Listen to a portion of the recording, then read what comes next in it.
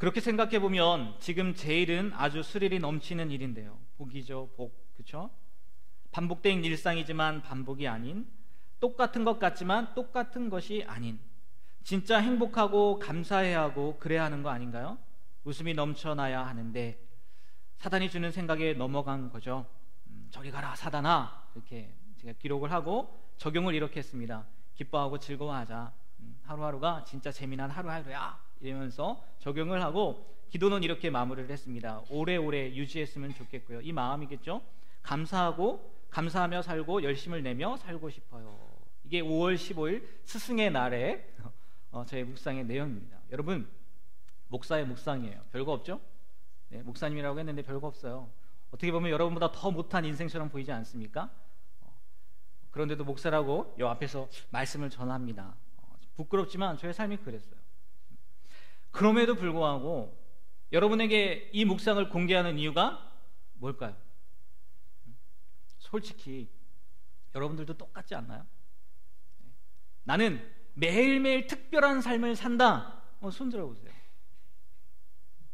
다 똑같지 않습니까? 다람쥐 쳇바퀴 돌듯 여러분들도 똑같은 일상을 반복하며 살지 않으시냐는 거예요. 그래서 저도 공개해봤어요. 저도 똑같고 여러분들도 똑같다는 것을 보여주고 싶어서.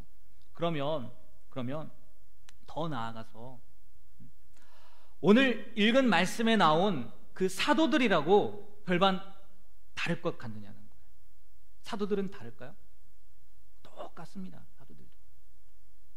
그들의 일상도 반복되어집니다. 사도니까 뭔가 다르겠지 생각할 수도 있겠지만 그들도 그들만의 반복된 일상 속에서 살았다는 겁니다. 예를 들어 지금까지 사도행전의 말씀을 생각해 보시길 바랍니다. 오순절 마가의 다락방에서 성령 체험, 성령 충만을 경험한 뒤 성령의 역사로 말미암아 그들이 무엇을 전해요? 복음을 전합니다.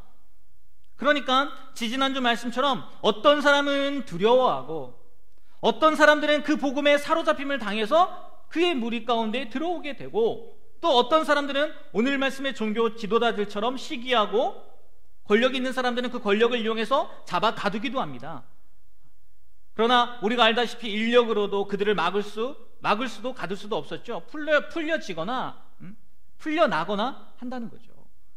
때론 오늘 말씀 읽었던 내용에서처럼 기적 같은 일이 일어나기도 합니다. 기적을 통해서 풀려나기도 해요. 그리고 그 다음을 한번 보세요. 풀려진 사도들 어떡합니까? 자기들이 겪은 일을 증거하고 다시 복음을 전해요. 그러면 또 어떤 일이 일어납니까? 또 세 부류의 사람들이 나타나요.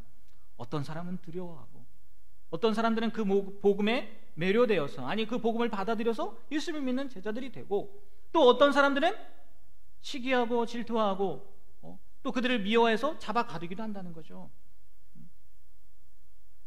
오늘 읽지는 않았지만 42절 말씀을 보면 이런 말씀이 나옵니다. 한번 읽어볼까요? 자, 시작. 그들이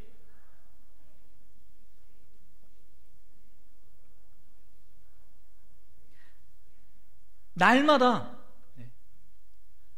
성전에 있든지 집에 있든지 예수님을 구원자라고 전하는 것을 그치지 않았다는 겁니다. 너무나 대단한 삶이죠. 하지만 다른 한편으론 그들 입장에서 반복된 일상을 살았다는 것 아닙니까? 그들 입장에서. 그러다가 또 잡히겠죠. 또 풀려나기도 하고. 지금은 아니지만 조금 더 시간이 지나면, 말씀 가운데에서 조금 더 시간이 지나면 순교하기도 하죠. 물론 이렇게 쉽게 표현할 이야기는 아닙니다. 하지만 반복이라는 관점에서 보면 그들의 삶도 역시나 시간과 장소, 사람만 바뀔 뿐이지 반복된 일상에서 벗어나지는 않았다는 거예요.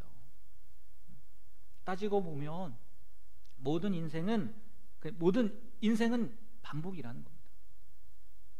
어제 서산으로 졌던 해가 오늘 아침 동력에서 다시 떠오른다는 의미에서 반복이고, 봄, 여름, 가을, 겨울 지나면 반드시 새해가 되돌아온다는 뜻에서도 반복이고, 매일 새끼를 되풀이하여 먹어야 하기에 반복이고, 똑같은 직장, 똑같은 사무실에 출근하여 똑같은 사람들과 똑같은 일을 하기에 반복이고, 저녁이면 똑같은 집으로 퇴근하여 똑같은 식구들과 살아가기에 반복이고, 밤이 되면 어제와 똑같은 잠자리에서 잠이 들고 이튿날 역시 똑같은 잠자리에서 새날을 맞이하기에 반복이라는 거예요. 반복 아닌 인생이란 아예 있을 수 없다는 겁니다.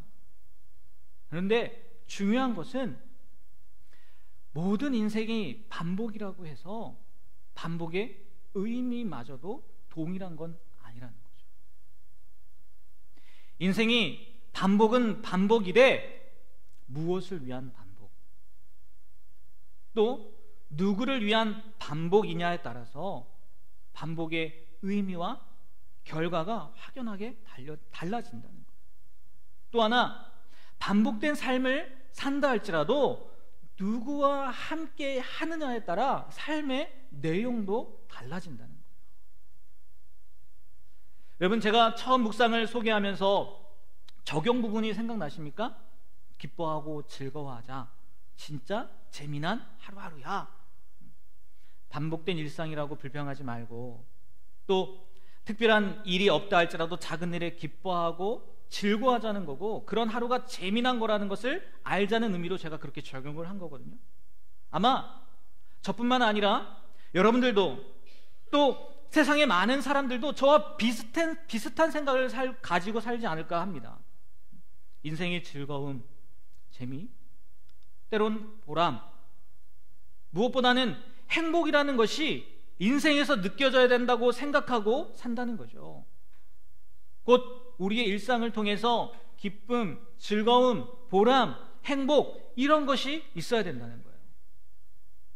이게 무엇이겠어요? 무엇을 위한 반복이느냐에 대한 질문이겠죠. 그러나 과연 이러한 것이 채워지면 우리에게 찾아오는, 제가 느꼈던 그런 허무함을 달래줄 수 있겠느냐는 거예요. 반복된 일상에서 오는 답답함을 달래줄 수 있겠느냐는 거예요. 아니, 달래는 것을 떠나서 그것이 참된 해결 방법이겠느냐는 거예요. 보람, 행복, 즐거움, 기쁨 아니라는 겁니다. 왜냐하면 우리는 기쁨을 위해서, 즐거움을 위해서, 보람을 위해서, 또 행복을 위해서 창조된 존재가 아니기 때문이라는 거예요. 성경은 이렇게 이야기합니다. 이사야 43장 7절 말씀에 보니까 이렇게 기록되어 있어요. 한번 읽어볼까요? 내 이름으로 불려지는 모든 자, 곧 내가 내 영광을 위하여 창조한 자를 오게 하라. 그를 내가 지었고 그를 내가 만들었느니라. 구약 이사야서의 말씀이죠. 신약에 보니까 에베소서 1장 5절 6절 말씀에는 이렇게 기록하고 있습니다. 한번 읽어볼까요? 그 기쁘신 뜻대로 우리를 예정하사 예수 그리스도로 말미암아 자기의 아들들이 되게 하셨으니 이는 그가 사랑하시는 자 안에서 우리에게 거저 주시는 바 그의 은혜의 영광을 찬송하게 하려는 것이라. 이사야 말씀에서는 하나님의 영광을 위해 창조했다고 하고, 에베소에서는 우리를 하나님의 자녀가 되게 하신 이유를 그의 은혜의 영광을 찬송하게 하려는 것이라고 이야기하고 있습니다. 창조된 이유와 하나님의 자녀가 된 이유, 둘 다 하나님의 영광을 드러낸다는 것을 말하고 있다는 거예요. 우리의 반복된 일상에서 하나님의 영광이 드러난다면 그것이 곧 우리의 존재 목적에 맞는 삶을 산다는 이야기입니다.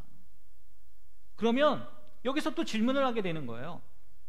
우리의 존재 목적은, 우리의 삶의 이유는, 그리고 반복된 일상을 통해서 하나님의 영광을 드러내는 건데, 그게 과연 무엇이 그러면 하나님의 영광을 드러내는 것이냐는 거예요. 사도들의 반복된 일상은 하나님의 영광을 드러내는 것이고, 목사님이나 전도사님들의 일상은 하나님의 영광을 드러내는 거고, 공무원이나 회사원이나 아니면 사업가, 아르바이트 하는 사람들, 일용직에 있는 사람들, 이런 분들은 하나님의 영광을 드러내는 일을 하지 않는 것인가? 궁금하지 않습니까? 어떤 게 하나님의 영광을 드러내는 거냐는 거예요. 우리의 존재 목적이 무엇을 위해서 사느냐? 하나님의 영광을 위해 사는 건데, 그럼 하나님의 영광을 위해 사는 게 도대체 뭐냐는 거예요. 그런데요, 이 질문을 하기에 앞서서요, 또 하나 질문을 해야 됩니다. 그러면 하나님의 영광은 도대체 또 뭐냐는 거예요. 우리가 많이 얘기하지 않습니까? 지금 이사야서에도 얘기하는 거고 에베소서에도 얘기하는 거고 하나님께 영광을 돌리라고 하는데 좋아, 하나님께 영광을 돌리고 싶어. 그럼 그 하나님의 영광은 도대체 뭐느냐는 거예요. 얼마 전 제가 이 하나님의 영광이 무엇인지에 대한 글을 읽었어요. 그래서 말씀을 준비하면서 이 말씀이 나왔으니까 그것을 찾아봤거든요. 근데 도저히 못 찾겠는, 내가 분명히 책에서 읽었는데 그 책이 뭔지도 기억이 안 나고, 그리고 그동안 읽었던 책들을 계속 살펴봤는데도 나오지 않는 거예요. 그래서 정확하게 여러분들에게 말씀드리지 못하는데, 제가 읽으면서 기억에 남는 구절이 있거든요. 그게 뭐냐? 하나님의 영광은 곧 하나님의 성품을 리플렉트 한다는 거예요. 쉽게 이겁니다. 우리의 삶을 통해서 하나님의 성품이 드러나는 것, 그게 뭐라고요? 하나님의 영광이 드러나는 거예요. 그게 하나님의 영광이라는 거예요. 하나님의 성품을 드러내는 것이 하나님의 영광을 위해 산다는 것이라는 거예요. 이해가 되십니까?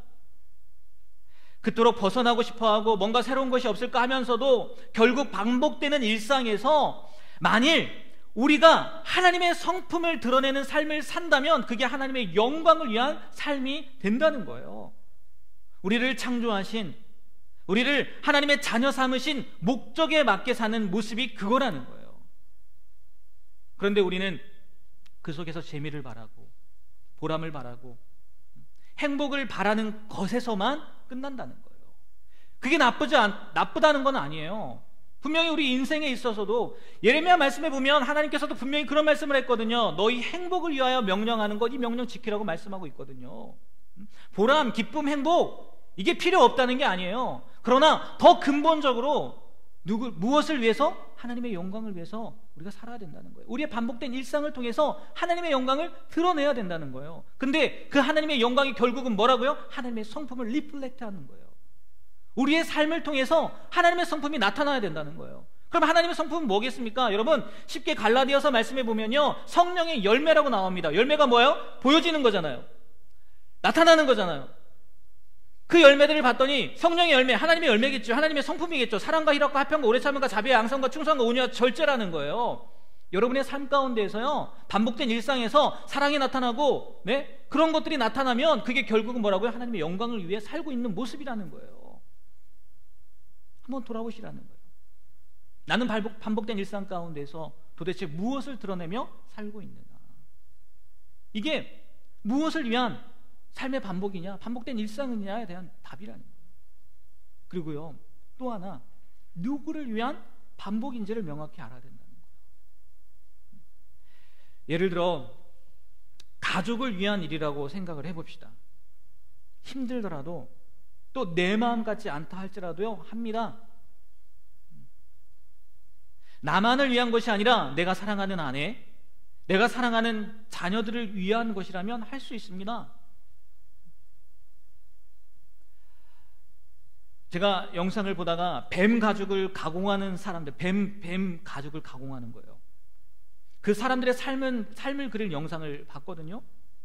그런데 뱀 가죽을 벗기는 일을 누가 하고 있는지 아십니까? 여자들이 하고 있더라고요. 엄마들이 하는 거예요. 엄마들.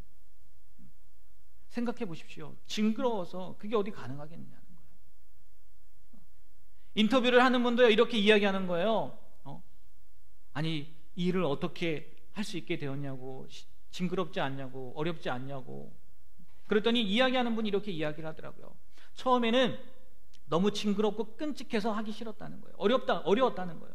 그런데 이것이 나의 자녀들을 위한 일이라는 생각이 드니까, 내가 이 일을 함으로 인해서 자녀들을 학교에 보낼 수 있고 공부시킬 수 있고 뒷바라지를 할 수 있으니까 할 수 있겠다는 거예요. 점점 아무렇지도 않게 되고 훨씬 많이도 할 수 있게 되었다는 고백을 하더라고요.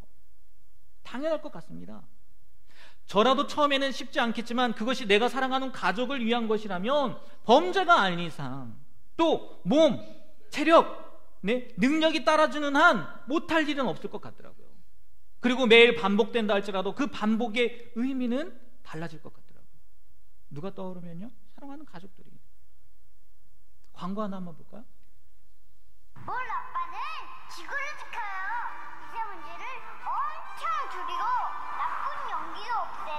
공기를 맑게 해준대요. 소나무를 많이 심어서 지구를 시원하게 해주고요. 북극곰을 살려준대요. 아빠가 뭐 하시는데? 콘덴싱 만들어요. 네, 콘덴싱 만든답니다. 아빠가. 네. 반복된 일상 아닙니까 이것도? 결국은 매일 반복된 일상 아니에요? 그런데 그 아이가 너무너무 자랑스러워합니다. 왜요? 지구를 지키는 일을 하는 거예요. 콘덴싱만 지키는 것이겠습니까? 여러분, 이 광고 2탄에서는요 친구들이 집에 가서 이 아이의 이야기를 합니다. 그러니까 말했던 아이의 아빠도 자기도 하는 거라고 해요. 나도 지구를 지키는데. 그러니까 아이가 뭐라고 얘기합니까? 아빠도 콘덴싱 만들어? 아빠가 뭐라고 해요? 나는 콘덴싱 쓰잖아. 설교 중에 광고를 하게 됐는데, 네. 왜 이런 광고를 했는지 이해하실 줄 압니다. 우리가 하고 있는 일, 그것이 누구를 위한 일? 네. 광고에서는 지구를 위한 일이라고 이야기를 하죠. 아버지가 하는 일이. 벤가족 얘기에는 가족을 위한 일이잖아요. 그러한 일들 때문에 자랑스러워합니다. 부끄러워하지 않아요. 조금 더 과장돼서요. 지금 아이가 얘기한 것처럼 그 일 반복하면 반복할수록 더 좋은 거네요. 지구를 살리는 거니까. 사랑하는 사람들을 위한 일, 그리고 지구를 위한 일, 또 생명을 살리는 일이라면 반복된 일상이라 할지라도요, 그 일이 퇴색되지는, 그러니까 쉽게 퇴색되는 일은 생기지 않을 거라는 거죠. 아니, 생겼다 할지라도요, 곧 제자리를 찾을 수 있을 것 같긴 합니다. 그런데 만약 우리가 하는 일이 하나님도 원하시는 일이라면 어떨까요? 흔히 소명이라고 하죠. 사명이라고 이야기합니다. 하나님께서 원하셔서 여러분을 그 자리에 보내셨고 거기 있는 것이 하나님을 위한 일이라면 어떻게 되냐는 거예요. 믿음이 없는 사람이라면 모르겠지만 믿는 사람이라면 죽었다 깨어나도 감당하고 감사해야 할 일 아니겠냐는 거예요. 물론 이게 왜 하나님을 위한 일인지, 하나님이 원하시는 건지 잘 모를 수 있습니다. 솔직히 그렇지 않습니까? 조금 전에 콘덴싱 선전했는데 엄밀히 따지면 그런 건 안 만드는 게 자연 살리는 거 아닙니까? 그거 만듦으로 인해서 분명히 문제도 일어나는 거 아니에요? 하지만 그 일을 통해서요, 이 광고주는요 발견했다니까요. 깨닫게 되었다고요. 아, 이 일을 통해서 이러한 일을 할 수 있는 거네. 뭔가 줄어드니까 지구를 살릴 수 있는 거네. 이런 지혜, 이런 발견, 이런 깨달음이 우리에게도 있어야 된다니까요. 분명 여러분이 있는 그 자리, 그 일, 그 역할, 그리고 만나는 사람들, 심지어 환경까지도요, 다 하나님이 원하는 일이고 하나님을 위한 일이 될 수 있다는 거예요. 물어보십시오. 누구에게요? 하나님께. 틀림없이 말씀해 주실 겁니다. 그 일이, 거기에 있는 자리가, 그 행동이, 또 그와 함께하고 있는 사람들이 지금의 내 욕심으로 선택하지 않았고, 그리고 하나님께서 싫어하는 일이 아닌 이상 여러분이 물어보면요 분명히 말씀하신다는 거예요. 왜 이게 하나님을 위한 일인지, 왜 하나님이 거기에 세워놓으셨는지. 지금의 반복된 일상은 하나님의 사명 완수를 위한, 소명을 이루기 위한 특별한 반복이라는 것을 믿으시길 바랍니다. 그리고요 찾아내세요. 왜 하나님이 나에게 이런 반복을 시켰는지, 왜 반복된 일상 가운데 거하게 하셨는지 분명히 말씀해 주실 겁니다. 그것을 찾아내시게 되는 지혜, 깨달음의 은혜가 여러분에게 있게 되길 소망합니다. 그리고 마지막으로 누구와 함께 이 반복된 일상 속에 있느냐를 한번 생각해 보십시오. 누구와 함께? 여기서 말하는 누구는 당연히 누구겠어요? 하나님이겠죠. 주님이 나와 동행하고 있다는 것, 내가 어디에 있더라도 주님께서 함께하고 있다는 것을 생각하라는 거예요.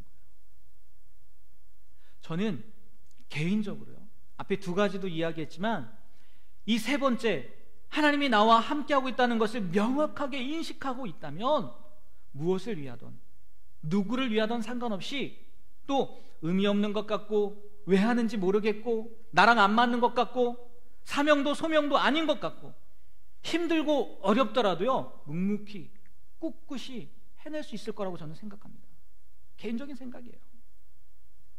설령 잘못된 생각을 하고 잘못된 결정을 했다가도요 다시 돌아올 수 있을 거라 저는 믿어요. 뭐가 있다면 하나님이 나와 함께하고 있다는 거, 하나님이 나와 동행하고 있다는 것을 인식하고 있다면, 그리고 더 나아가서 인식만이 아니라 하나님이 나와 함께하고 있지, 깨닫는 것만이 아니라 진짜 실제로 그것을 경험한다면, 함께하는 것을 느낀다면, 다른 말로 동행이죠. 그렇게 된다면 틀림없이 반복된 일상이라 할지라도 놀라운 일들을 경험하게 될 것이라 확신합니다. 사도들과 똑같은 경험을 하는 것은 아니겠죠. 그러나 분명한 것은 그들도 어떻게 한 거예요? 하나님과 동행한 거거든요. 늘 하나님과 함께한 거예요. 성령이 충만함 가운데 그게 무엇을 이야기하는 건데요? 하나님이 함께한다는 거거든요. 그들과 똑같은 일은 할 수 없겠죠. 왜? 그들의 일상과 우리의 일상이 다르잖아요. 그렇지 않겠습니까? 그들의 일상과 우리의 일상이 달라요. 우리도 하나님과 동행하지만, 하나님이 하나님과 함께하지만 분명히 나타나는 것은 다릅니다. 왜? 그들의 일상과 우리의 일상이 다르니까. 하지만 우리도요 그들처럼 우리 주변에 놀라운 영향력을 끼칠 수 있다는 거예요. 어떻게 하면? 하나님과 동행하는 삶을 살면. 반복된 일상이라 할지라도요 우리가 하나님과 동행하는 삶면, 하나님과 동행하면 그들처럼 우리 주변 가운데 그런 영향력을 끼칠 수 있다니까요.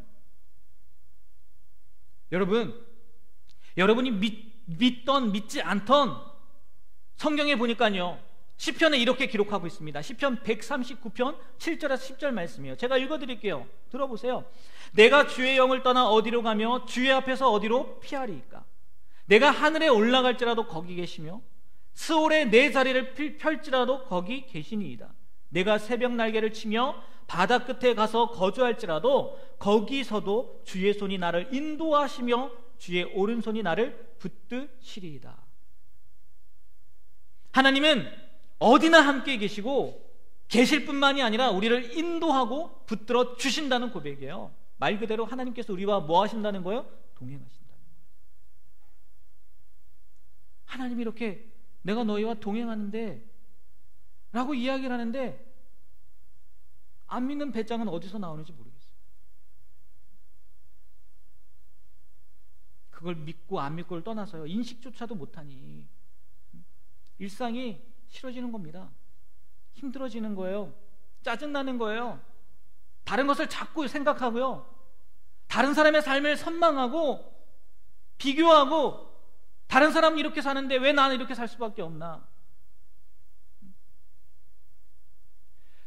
여러분, 사도들도 마찬가지였을 거라고 저는 생각해요. 만약 그들과 하나님이 동행하는 것을 인식하지 못하고 경험하지 못하고, 아니 느끼지 못하고 그렇게 살지 않았다면 사도들도요 분명히 그들의 삶 가운데, 반복된 일상 가운데요 짜증낼 수 있고요 다른 삶을 바라보면서요 선망하고 부러워할 수 있었을 것 같아요. 하지만 그들은 놓치지 않았다는 거예요. 무엇을 놓치지 않았어요? 하나님과 동행한다는 거. 내가 늘 하나님과 함께하고 있다는 거.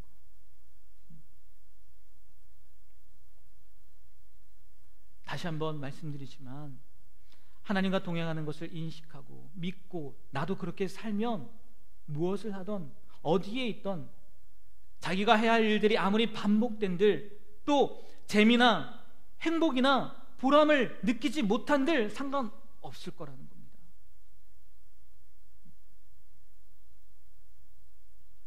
결국은 하나님과의 동행인 겁니다. 여러분, 다 반복된 일상을 삽니다.